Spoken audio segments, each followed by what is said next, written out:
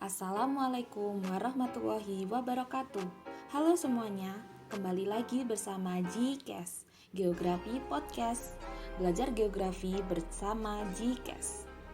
Bersama Via di sini kita akan belajar mengenai geografi bersama-sama. Kira-kira apa sih yang akan kita pelajari kali ini? Apa ya? Kali ini kita akan membahas mengenai sumber data kependudukan. Pertama-tama, apa sih data kependudukan itu?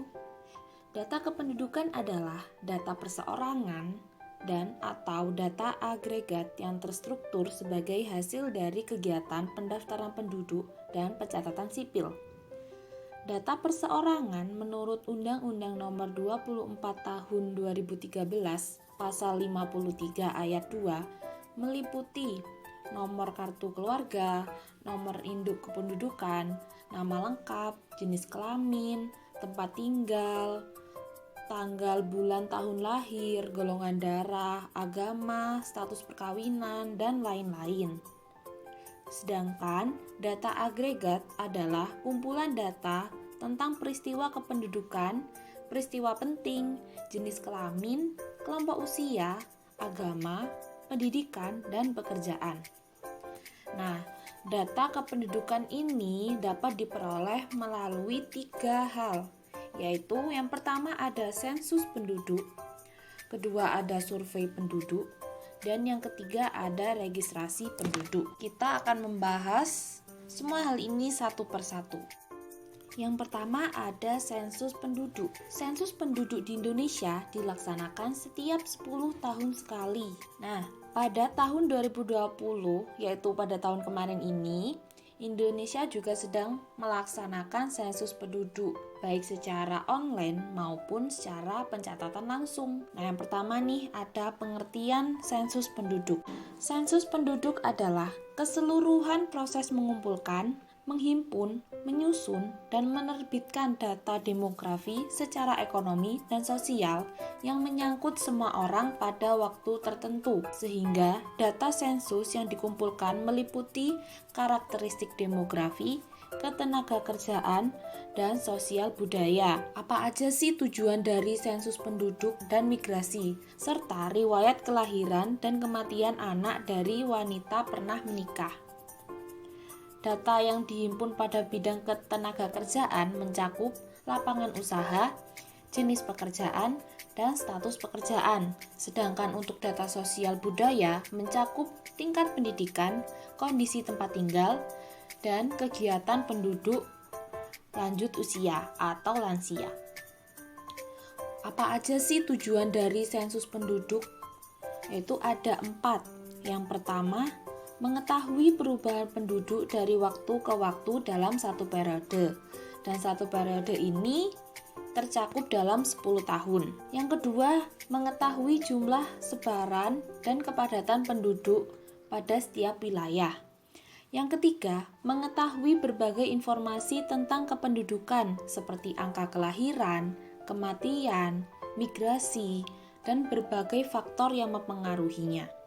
Dan tujuan yang terakhir yaitu sebagai sumber data dalam perencanaan dan penentuan kebijakan pembangunan nasional. Sensus penduduk ini memiliki beberapa jenis.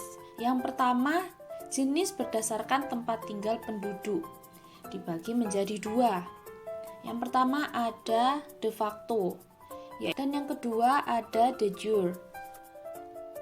Kemudian, terdapat juga jenis berdasarkan metode pengisiannya, yaitu ada 2. Yang pertama metode canvasser.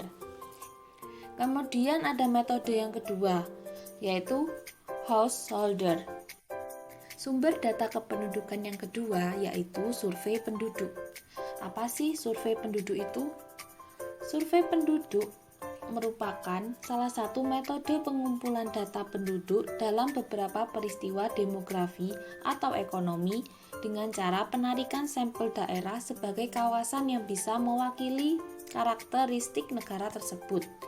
Setelah ditetapkannya sebagai kawasan yang bisa mewakili karakteristik negara tersebut, baru dilakukan perhitungan terhadap seluruh responden yang ada di kawasan sampel survei itu.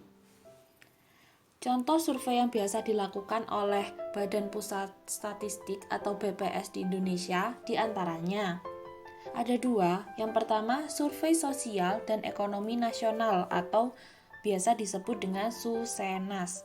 Dilakukan untuk menjaring data mengenai keadaan sosial dan ekonomi penduduk Indonesia secara keseluruhan dengan cara mengambil sampel penelitian pada wilayah-wilayah yang bisa mewakili karakteristik rakyat Indonesia.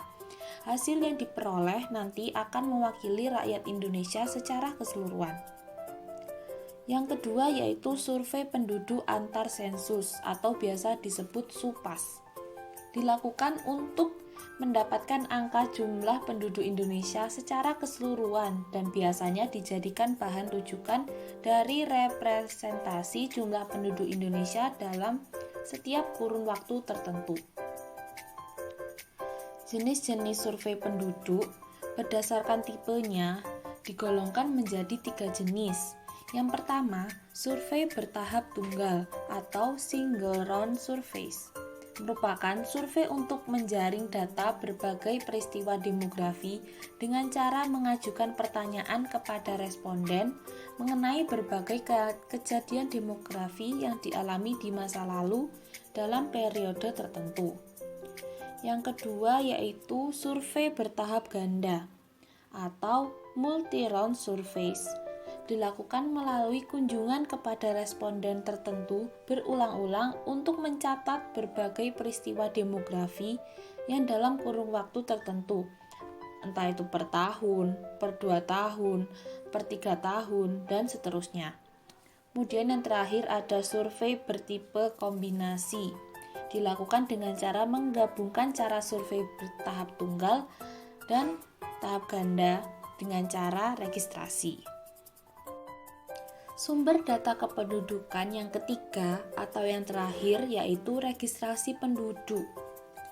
Registrasi penduduk merupakan kumpulan berbagai keterangan dari kejadian penting yang dialami oleh manusia, seperti data perkawinan, perceraian, perpindahan penduduk, dan kejadian-kejadian penting lainnya yang tertulis. Semua catatan itu pada akhirnya dikumpulkan dan dipergunakan sebagai sumber data resmi dalam perhitungan semua peristiwa demografi. Cakupan data yang diperoleh pada registrasi penduduk sangat bergantung pada kesadaran masyarakat untuk melaporkan kejadian vital yang dialami dalam keluarganya. Di negara-negara maju, pengumpulan data melalui registrasi umumnya tidak ditemui masalah. Namun, di negara-negara berkembang seperti Indonesia, umumnya data yang dicakup masih kurang lengkap karena banyak peristiwa yang tidak dilaporkan dan data kurang rinci sehingga kurang memadai untuk berbagai analisis penduduk. Tidak terasa materi kita sudah habis. Itu saja materi dari GCast kali ini. Jika kalian ada pertanyaan atau masih ada yang dibingungkan, kalian bisa bertanya melalui kolom komentar. Oh iya, kalian juga bisa request mengenai pembahasan dari GCast melalui kolom komentar. Sampai jumpa pada GCast berikutnya. GCast Geografi Podcast, belajar geografi bersama GCast. Sampai jumpa.